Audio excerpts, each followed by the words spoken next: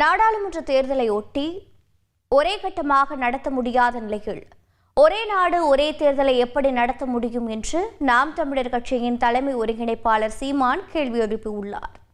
நான் வேடிக்கையா பாக்குறேன்.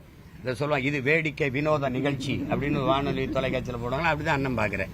தம்பி, இதெல்லாம் ஒரு அடிப்படையில தேச ஒற்றுமையை சீர்குலைக்கிற ஒரு முயற்சி தான். ஒரே நாடு, ஒரே ரேஷன் கார்டு, ஒரே வரி, ஒரே கல்விக் கொள்கை, ஒரே இப்ப பாருங்க மருத்துவத்தின் தரமைத்து ஒரே சுகாதார திட்டம்ங்கிறாரு.